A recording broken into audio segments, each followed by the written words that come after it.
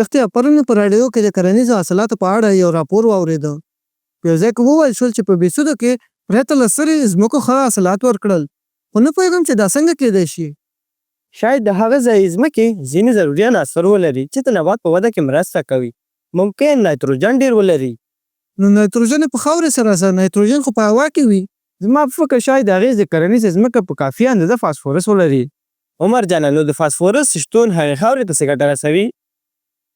بریال جرما په یو ځای کې لوستی و چې کومه ځمکه فاسفورس ولري نو د نبات په وده کې او میوه نیونه کې ډېره مرسته کوي. ښه اوس لکه چې معلم صاحب هم را روان دی راځي. راځئ چې خپل ځایونو کې کښېنو او د درس عنوان وګورو. سلامونه زده کوونکو، څنګه یاست؟ علیکم سلام معلم صاحب. زده کوونکو په راننوتو کې مې ستاسو بحث یو لږ واورېده. نایتروجن او فاسفورس د ژوند لپاره بنسټیز عنصرونه دي چې یوې په هوا او بلې په خاوره کې خپل مهم رول ثابتوي. قدرمن لیدونکو، تاسو ته هم ښه راغلاست وایم. ستړي مه شئ، په دې هیله چې جوړ روغ او خوشحاله اوسئ. د نن په خپرونه کې به د پنځم اصلي ګروپ په عنصرونو باندې په ځانګړې توګه د نایتروجن او فاسفورس په بېلابېلو خواصو او ځانګړنو باندې خبرې او بحث ولرو. د درس عنوان د پنځم اصلي ګروپ عنصرونه نایتروجن او فاسفورس. د زده کړې موخې. زده کوونکي به د درس تر پای وکولای شي چې د دوره‌ای جدول د پنځم اصلي ګروپ د عنصرونو ځانګړنې توضیح کړي، د نایتروجن خواص، مرکبونه، اکسیدېشن نمبرونه او ایزوتوپونه توضیح کړي، د نایتروجن استحصال او د استعمال ځایونه تشریح کړي، د فاسفورس خواص او الوتروپونه بیان کړي.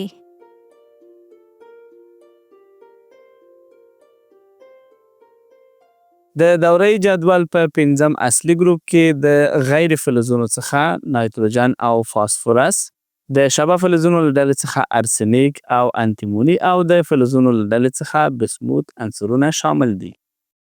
راځئ چې په دې اړه چمتو شوي معلومات په ګډه وګورو.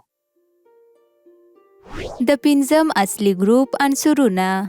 د دوره‌ای جدول په پنځم اصلي ګروپ کې پنځه مهم عنصرونه لکه نایتروجن، فاسفورس، ارسنیک، انتیموني او بسموت شامل دي.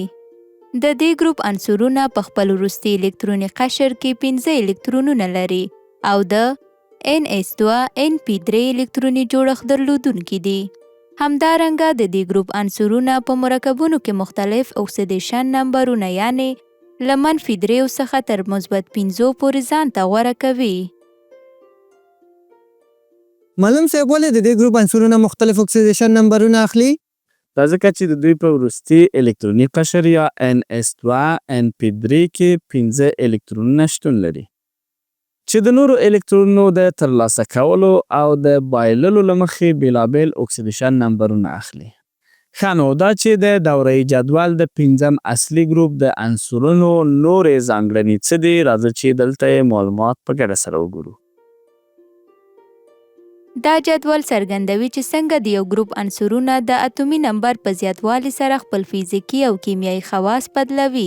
دا چې د دوره‌ای جدول په پنځم اصلي ګروپ کې نایتروجن، فاسفورس، ارسنیک، انتیموني او بسموت عنصرونه شامل دي، نو لومړی هم د دغه عنصرونو الکتروني جوړښت په پام کې نیسو چې د دې ګروپ ټول عنصرونه په پی بلاک کې شامل دي او په خپل ولانسي قشر کې 15 الکترونونه لري.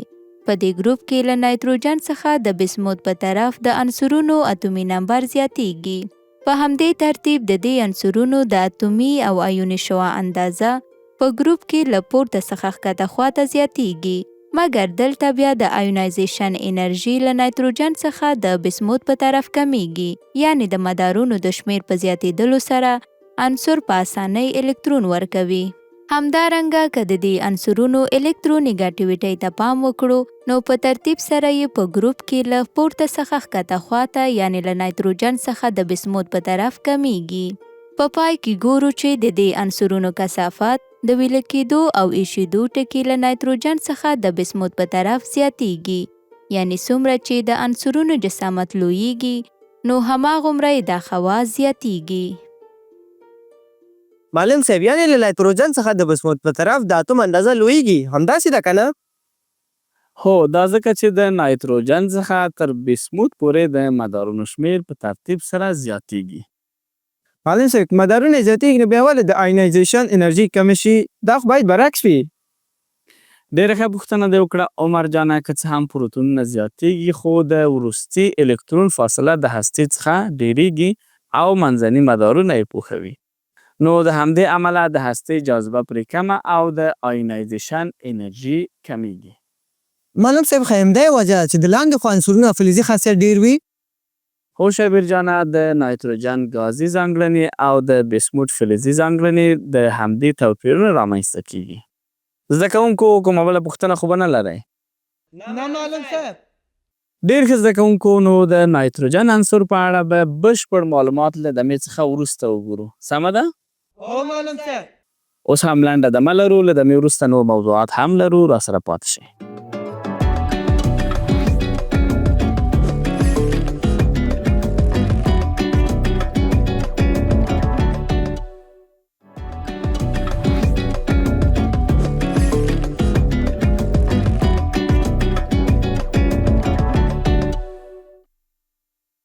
قدرمن لیدونکو، د خپرونې دوام ته ښه راغلاست. په تېره برخه کې مو د پنځم اصلي ګروپ د عنصرونو په ځانګړنو خبرې وکړې.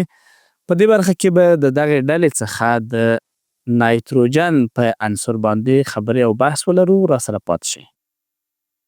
زده کوونکو، نایتروجن د پنځم اصلي ګروپ عنصرونو لومړنی عنصر دی. دا چې په طبیعت کې په څه ډول پیدا کیږي او نورې کومې ځانګړنې لري، راځئ چې په دې اړه چمتو شوي معلومات په ګډه وګورو.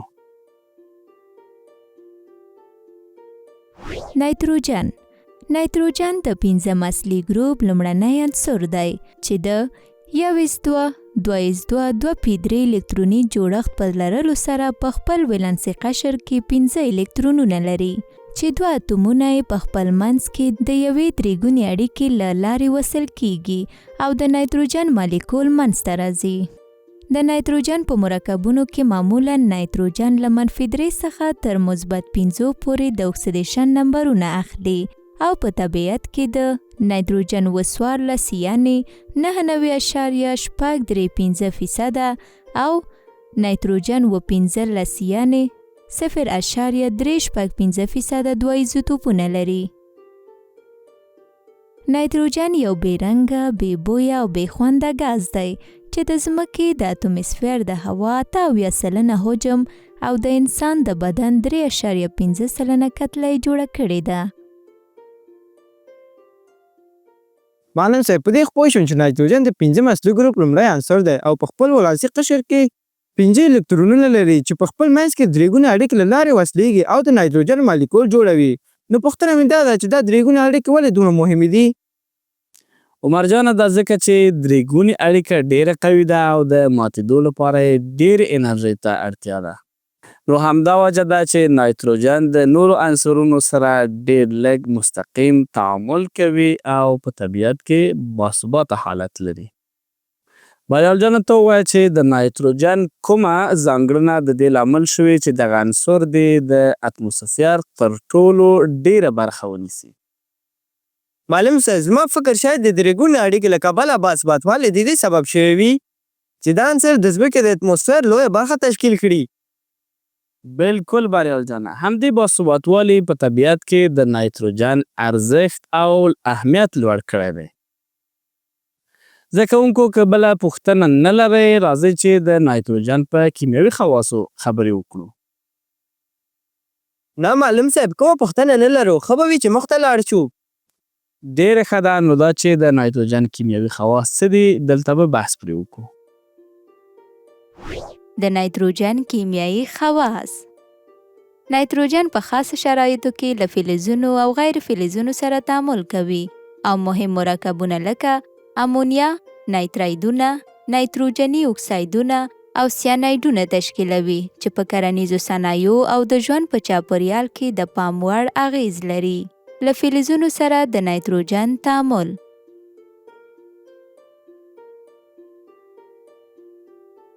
له غیر فلزونو سره د نایتروجن تعامل. زده کوونکو، د فلزونو سره د نایتروجن د تعامل په دې لومړۍ بیلګه کې تاسو ګورئ چې نایتروجن د مګنیزیم سره تعامل کوي او مګنیزیم نایتراید جوړوي. همدارنګه د غیر فلزونو سره د نایتروجن په دې معادله کې تاسو ګورئ چې نایتروجن د کتالیست، فشار، تودوخې په موجودیت کې د هایدروجن سره تعامل کوي او امونیا جوړوي. او همدارنګه په دې بله معادله کې تاسو ګورئ چې نایتروجن د اکسیجن سره تعامل کوي او نایتریک اکساید جوړوي. زده کوونکو فکر کوم چې دا برخه ډیره ساده وه. بیا هم تاسو خو به کومه پوښتنه نه لرئ؟ نه معلم صاحب. ډېر ښه زده کوونکو، اوس هم د نایتروجن له مهمو مرکبونو څخه په امونیا باندې بحث کوو چې دا څه ډول مرکب دی او په کومو مواردو کې ورڅخه ګټه اخیستل کیږي. د نایتروجن مهم مرکبونه: امونیا. له امونیا څخه د کیمیاوي سرو د تولید، نایتریک اسید او همدارنګه د کورونو د پاکولو په ځینو محصولاتو کې کار اخیستل کیږي. همدارنګه له امونیا څخه د لومړنۍ مادې په توګه په چاودیدونکو موادو او د درملو په جوړولو کې هم ګټه اخیستل کیږي. نایتروجن د نباتاتو د ودې لپاره ضروري او مهم عنصر دی. که څه هم نږدې 88% هوا له نایتروجن څخه جوړه شوې ده، خو نباتات نشي کولای چې نایتروجن مستقیما له هوا څخه جذب کړي، نو پر ځای یې نایتروجن باید په اوبو کې حل او د نباتاتو د ریښو له لارې جذب شي. دا پروسه په طبیعي ډول د برېښنا یا تندر او ځینو ځانګړو باکتریاوو لخوا ترسره کیږي. خو دا عملیه دومره چټکه یا دوامداره نه ده چې د کرنیزو محصولاتو وده وساتي او په پایله کې د میوو تولید زیات کړي. له همدې امله کیمیاوي سرې په خاوره کې د نایتروجن د زیاتوالي لپاره کارول کیږي ترڅو خاوره حاصلخیزه شي. له دودیزې حیواني سرې څخه د طبیعي سرو په حیث کار اخیستل کیږي، خو د پراخو زراعتي ځمکو په وجه د دې سرو کافي مقدار برابرول ستونزمن شوي دي. له همدې امله د نایتروجن د کافي مقدار لپاره دوه مروجې مصنوعي سرې، امونیم نایتریت او امونیم سلفیټ چې له امونیا څخه جوړیږي کارول کیږي.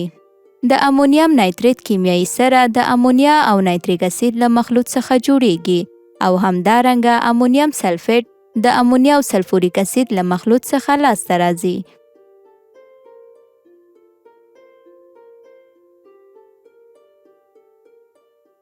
ښه نو زده کوونکو، د امونیا په هکله خو پوه شوئ چې څومره اړین او مهم مرکب دی.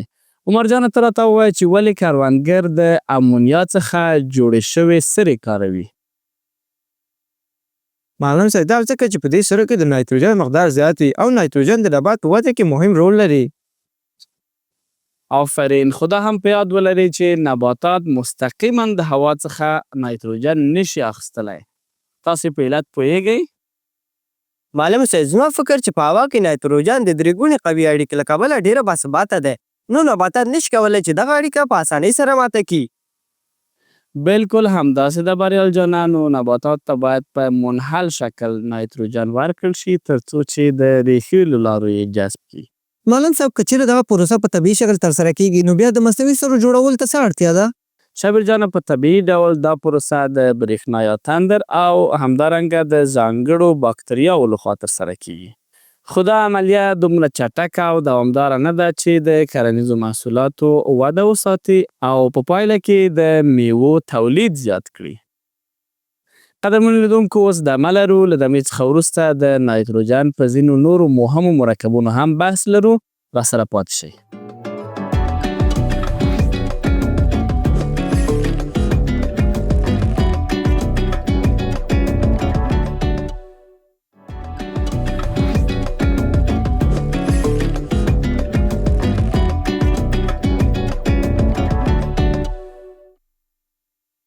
قدرمنو لیدونکو، د خپرونې دوام ته ښه راغلاست. په تېرو برخو کې مو په نایتروجن، د نایتروجن په ځانګړتیاوو او خواصو او همدارنګه د نایتروجن په مرکبونو او له هغې ډلې څخه په امونیا باندې یو څه بحث او خبرې درلودې. اوس هم د درس په دوام کې راسره اوسئ. ښه نو زده کوونکو، د امونیا په اړه خو مو معلومات ترلاسه کړل چې څه ډول مرکب دی او په کومو ځایونو کې ترې کار اخیستل کیږي. اوس هم راځئ چې د نایترایدونو په اړه ځان پوه کړو چې دا څه ډول مرکبونه دي. نایترایدونه نایتریدونه هغه مرکبونه دي چې په هغې کې نایتروجن له فلزونو او یا غیر فلزي عنصرونو سره تعامل کوي لکه المونیم نایتراید. معمولا نایتریدونه ثابت کیمیایي مرکبونه دي چې د ویلې کېدو ټکي یې لوړ او ډیر کلکوالی لري. دا مرکبونه په بیلابیلو صنایعو لکه سرامیک جوړونه، د تودوخې پر وړاندې د مقاومو موادو په توګه او همدارنګه د نیمه هادي موادو په توګه هم کارول کیږي. ان شاء الله زده کوونکو چې په دې برخه کې خو به کومه ستونزه نه لرئ. نه معلم صاحب. د نایتروجن د مهمو مرکبونو له ډلې خو مو په امونیا او نایتریدونو خبرې وکړې او پوه شوئ. اوس به هم د نایتروجن په مهمو اکسایدونو وغږیږو.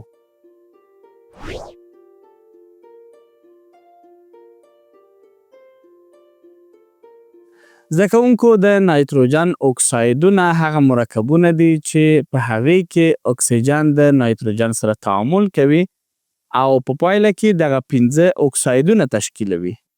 لکه څنګه چې تاسو دلته ګورئ د نایتروجن مهم اکسایدونه د ډای نایتروجن مونو اکساید یا د خندا راوړونکی ګاز، نایتروجن مونو اکساید، ډای نایتروجن ترای اکساید، نایتروجن ډای اکساید او ډای نایتروجن پنتا اکساید څخه عبارت دي.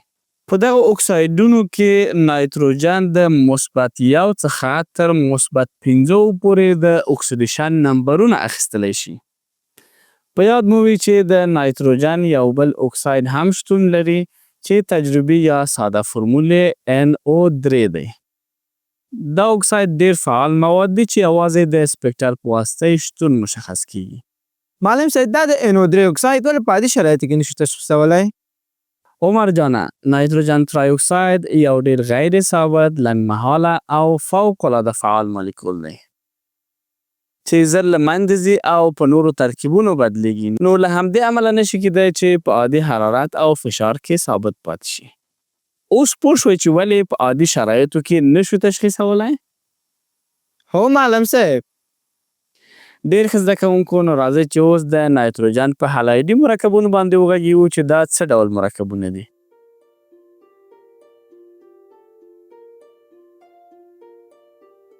زده کوونکو، په ټوله کې نایتروجن 4 ډوله هالایدي مرکبونه جوړوي چې عبارت دي د نایتروجن ترای فلوراید، ډای نایتروجن ډای فلوراید، ډای نایتروجن تترا فلوراید او نایتروجن پنتا کلوراید څخه. فکر کوم زده کوونکو چې دا برخه ډیره ساده وه، بیا هم کومه پوښتنه خو به نه لرئ؟ نه معلم صاحب. ډیر ښه زده کوونکو، نو راځئ چې اوس هم د خوري تیزاب یا نایتریک اسید په اړه معلومات ترلاسه کړو چې څه ډول تیزاب دی، کتلوي کثافت یې څو دی او د تجزیې په پایله کې څه شی لاسته راځي. تاسو سکرین ته وګورئ. د خوري تیزاب یا نایتریک اسید. نایتریک اسید د غیر عضوي مهمو تیزابونو له ډلې څخه ګڼل کیږي چې د 88% په غلظت سره جوړیدلی شي. د نایتریک اسید کتلوي کثافت 1.42 ګرام پر سانتي متر مکعب دی او مایع حالت لري چې له لاندې معادلې سره سم تجزیه کیږي. زده کوونکو، تاسو په دې معادله کې ګورئ چې د نایتریک اسید 4 مالیکوله تجزیه شوي او په پایله کې 4 مالیکوله نایتروجن ډای اکساید، 2 مالیکوله اوبه او 1 مالیکول اکسیجن ترلاسه شوی دی. ښه، نو تاسو خو په دې پوه شوئ چې د نایتریک اسید په تجزیه کې نایتروجن ډای اکساید، اوبه او اکسیجن لاسته راځي. اوس راځئ چې په دې ځان پوه کړو چې نایتروجن څه ډول استحصالیږي. د نایتروجن لاسته راوړل یا استحصال. نایتروجن له مایع هوا څخه د پرلپسې تقطیر د عملیې په واسطه په داسې شکل چې هوا مایع کوي ترلاسه کیږي. همدارنګه نایتروجن په -196 سانتیګریډ درجو او اکسیجن په -183 سانتیګریډ درجو په ایشېدو راځي. په لابراتوار کې د امونیم نایتراید له تجزیې څخه د نایتروجن استحصال. د هایدرازین او اکسیجن له تعامل څخه د نایتروجن استحصال. زده کوونکو، لکه څنګه چې تاسو دلته په سکرین ګورئ، د تعامل په لومړۍ معادله کې چې په لابراتواري طریقه باندې د نایتروجن استحصال دی، ګورو چې یو مالیکول امونیم نایتریت تجزیه شوی او په پایله کې 2 مالیکوله اوبه او 1 مالیکول نایتروجن ترلاسه شوی دی. همدارنګه زده کوونکو په دا دویمه معادله کې چې زه به یې پخپله تاسو ته ولیکم،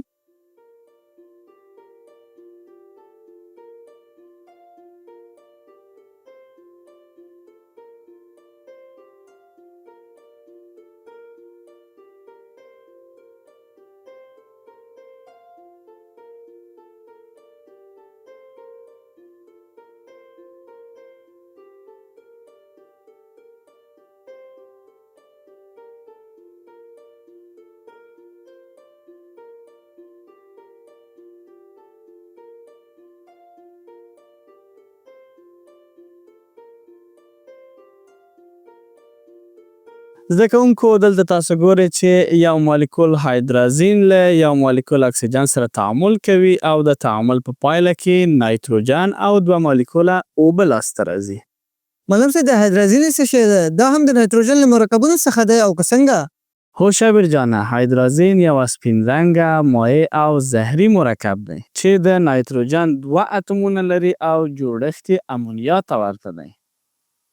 معلم صاحب نه له دې مرکب څخه په څه شي کې استفاده کیږي؟ بریال جانه، د دې مرکب څخه د راکټونو د سون د ځینو درملو په ترکیب او همدارنګه د زنګ ضد موادو په جوړولو کې ګټه اخیستل کیږي. ښه نو راځئ چې اوس دا زده کړو چې نایتروجن په څه شي کې کاریږي. سکرین ته وګورئ. د نایتروجن کارول. نایتروجن د بیلابیلو کیمیایي سرو او چاودیدونکو موادو یعنې ډینامیت او TNT په جوړولو کې کاریږي. د هغو موادو په ترکیب کې چې د انسانانو په وجود کې انرژي تولیدوي بنسټیزه برخه لري. همدارنګه د هستوي تیزابونو DNA او RNA چې د ارثي خواصو د لیږدولو او په حجرو کې د پروټین د جوړولو دنده لري، د پروټینونو او ویټامینونو په ترکیب کې پیدا کیږي. په دې اړه خو به تاسو کومه پوښتنه نه لرئ؟ نه معلم صاحب. ډیر ښه زده کوونکو، نو ورو ورو د درس پای ته نږدې کیږو. اوس به هم د فاسفورس په اړه چمتو شوي معلومات په ګډه وګورو. فاسفورس چې سمبول یې پی او اتومي نمبر یې 15 دی، یو غیر فلزي عنصر دی چې په صنعت او زموږ په ژوند کې مهم او اساسي رول لري. دا عنصر د دوره جدول په 5م اصلي ګروپ کې قرار لري. فاسفورس په طبیعت کې د معدني منګ لکه کلسیم فاسفیټ او فلورو اپاټایټ په بڼه موندل کیږي چې الوتروپونه یې عبارت دي له د سپین فاسفورس، تور فاسفورس او سور فاسفورس څخه. ښه نو زده کوونکو، په دې خو پوه شوئ چې فاسفورس یو غیر فلزي عنصر دی او په صنعت او زموږ د ژوند په نورو مواردو کې هم مهم او اساسي رول لري. قدمون لیدونکو، راځئ چې اوس هم د نن ورځې د زده کړې پایلې په ګډه سره وګورو. د زده کړې پایلې.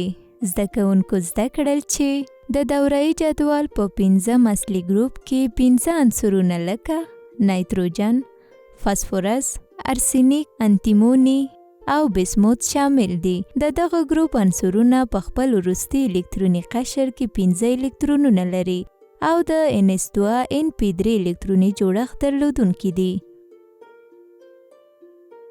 نایتروجن یو مهم غیر فلزي عنصر دی چې د 3 ګونې کوولنسي اړیکې له لارې یې 2 اتومونه سره وصلیږي او د نایتروجن مالیکول جوړوي. نایتروجن د ځمکې د اتموسفیر د هوا 88% حجم او د انسان د بدن 3.5% کتله جوړه کړې ده او د امونیا، نایتروجني اکسایدونو، نایترایدونو او هالایدي مرکبونو د جوړولو وړتیا لري.